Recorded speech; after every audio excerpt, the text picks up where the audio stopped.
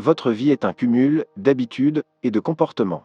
Les bonnes habitudes créent des schémas positifs et les mauvaises habitudes des schémas négatifs. C'est vraiment difficile de s'en rendre compte, nous adoptons des habitudes au quotidien qui gâchent notre vie et qui attirent la misère dans notre vie, pour la seule bonne raison que ces habitudes sont toxiques. Vous essayez de sortir dans la pauvreté, se déchaîner de la souffrance, vous faites vraiment votre possible pour enfin recevoir la bénédiction et nager dans la richesse, mais rien ne fonctionne. Vous vous posez des multiples questions auxquelles vous désirez avoir des réponses qui peuvent vous aider à vous éloigner de la misère, mais vous n'avez toujours pas des réponses. Ça tombe bien parce que je suis là pour vous aider à détecter ces mauvaises habitudes qui ruinent votre vie ou qui est en train de la détruire pas à pas, que vous devez urgemment abandonner. Progresser, devenir riche et se débarrasser de la pauvreté, c'est un peu le souhait de tout le monde. Mais la question demeure, comment y parvenir ? Tu ne le sais peut-être pas encore, mais être riche ou être pauvre est avant tout une question d'attitude et de mode de vie. Une chose est sûre, si tu n'acceptes pas ces changements, ces habitudes continueront à être présentes dans ton quotidien, et cela continuera à t'attirer vers le bas jusqu'à te détruire. Il est vraiment grand temps de faire un changement crucial dans ta vie afin d'obtenir et de faire ce qui te semblait épineux. Aujourd'hui, j'aimerais t'aider à découvrir les 7 habitudes qui attirent la pauvreté et qui repoussent les bénédictions.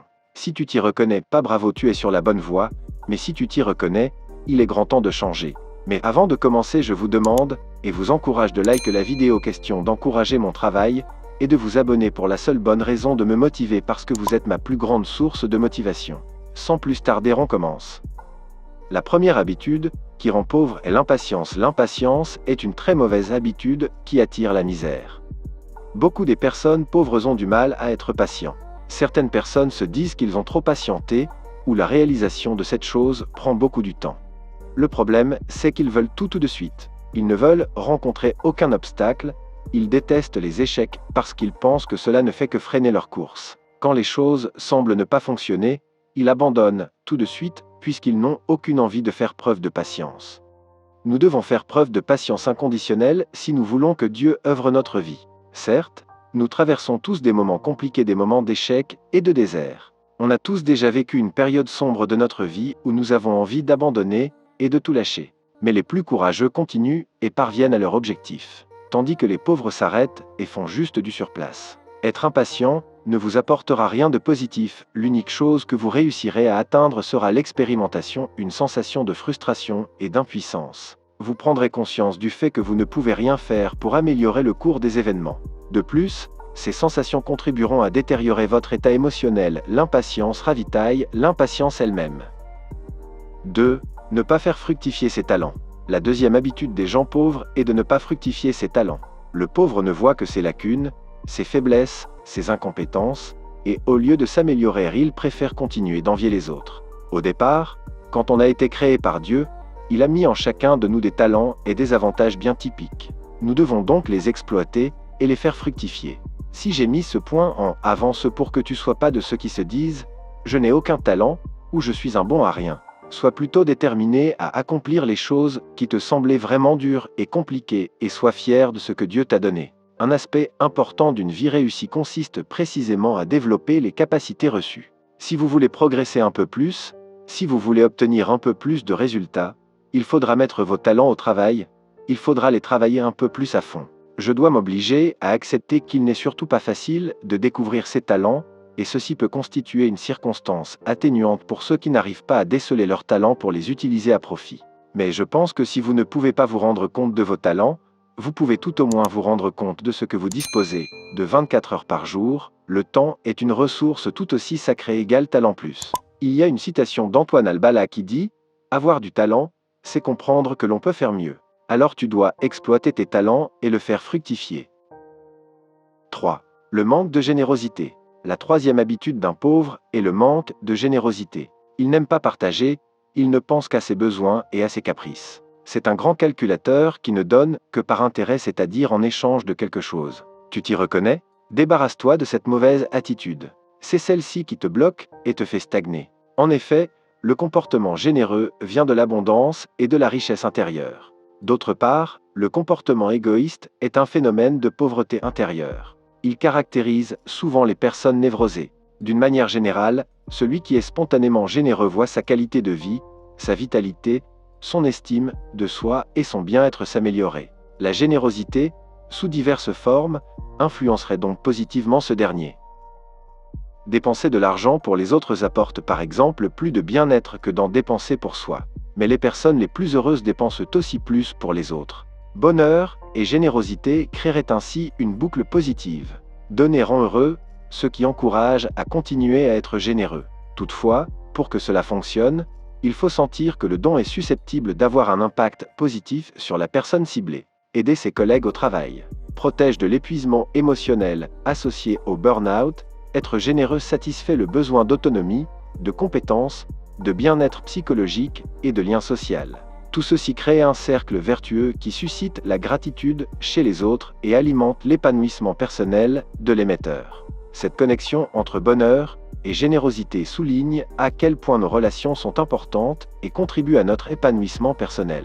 Albert Einstein a dit « La valeur d'homme tient dans sa capacité à donner et non dans sa capacité à recevoir. Partage même quand la personne ne pourra pas te donner en retour. Aide autant que tu peux et à chaque fois que tu en as l'occasion. » 4. La paresse. La quatrième habitude d'une personne pauvre est la paresse. Une personne paresseuse déteste travailler.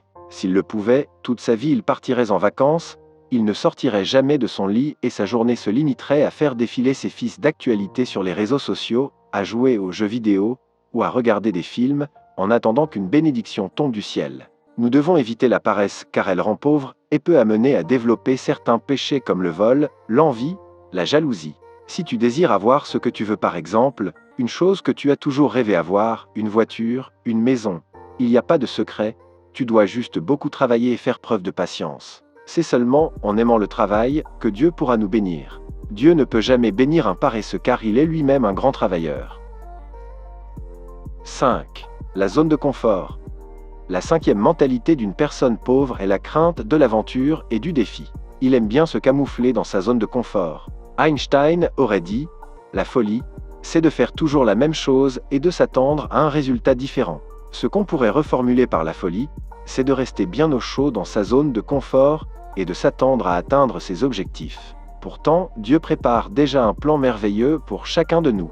Ton job actuel, ta situation financière n'est pas encore la destination qu'il a prévue pour toi. Il songe encore à t'élever davantage, à élargir tes talents et tes compétences. Alors, désormais, ose rêver grand, ose entreprendre, ose bâtir quelque chose de nouveau car Dieu est avec toi. Ce qui te pousse à toujours rester dans ta zone de confort, c'est premièrement la peur. Une peur trop envahissante conduit à se terrer dans sa zone de confort pour n'en sortir qu'exceptionnellement, sans pour autant avoir conscience de son enfermement.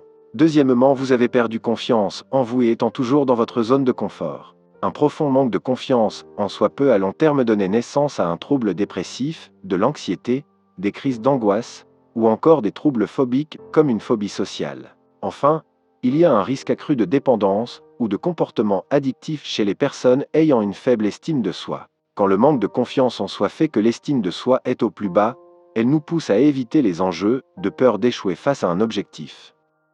6. La crainte des difficultés. La sixième mentalité d'un pauvre est la peur des épreuves et de l'adversité. Une fois que tu es dans la cour des grandes, tu dois t'attendre à faire face à des plus batailles et à de plus grandes épreuves. Le meilleur moyen de surmonter la peur de l'échec est d'avoir confiance en soi. La confiance en soi est l'une des clés majeures pour réussir dans sa vie. Il faut tout d'abord bien définir ses objectifs et rester réaliste. Peut-être que vous avez peur de l'échec parce que, dans le fond, vous savez que les objectifs que vous avez fixés frisent l'impossible. Recentrez-vous sur vos atouts et qualités et prenez les bonnes décisions. N'hésitez pas à vous enrichir en demandant des conseils à des gens qui ont réussi dans le même genre d'initiative. Pour renforcer votre confiance en vous, n'hésitez pas à vous préparer à l'échec. Vous aurez ainsi déjà anticipé le pire et vous saurez exactement où vous allez et quoi faire si l'échec survient. Les difficultés font partie du chemin. Le pauvre les voit comme une barrière qu'on ne peut pas traverser. Lorsqu'il tombe, il manque de courage et ne se relève plus. Les personnes riches, par contre, voient dans ces périodes troubles une opportunité pour s'améliorer et pour devenir une meilleure version de lui-même pour toujours aller de l'avant. Confucius a dit « La plus grande gloire n'est pas de ne jamais tomber, mais de se relever à chaque chute. » Rien ne peut vous arrêter si ce n'est vous-même. L'échec n'est pas une raison d'abandonner ou de rester à terre. Les problèmes ne font que rendre la victoire encore plus belle et plus savoureuse. Alors, n'aie pas peur car une fois de plus, le Seigneur te soutient inconditionnellement. 7. La comparaison avec les autres. Septième mentalité d'un pauvre est la comparaison avec les autres. Ils ont tendance à se comparer pour se sentir utile aux yeux des autres. La comparaison est aussi et surtout source d'envie, de jugement négatif sur soi-même et donc de faible estime de soi, parce qu'il y aura toujours quelqu'un de meilleur que soi-même. Seulement, vous avez d'autres besoins, d'autres compétences et objectifs uniques. C'est ce sur quoi vous devez chercher à tirer profit. Vous ne pouvez pas comparer ce que vous êtes à l'intérieur avec ce que d'autres renvoient de l'extérieur. À chaque fois que vous êtes tenté de vous comparer à une connaissance, à un collègue, à un camarade de classe ou à une célébrité, rappelez-vous que vous êtes totalement différent dans vos objectifs de vie. Vous avez une singularité à exprimer. Vous n'avez pas eu la même vie que ces personnes, et vous avez payé un tribut différent pour parvenir à accomplir ce que vous avez réalisé. Le seul critère de réussite qui vaille est celui de votre réussite personnelle.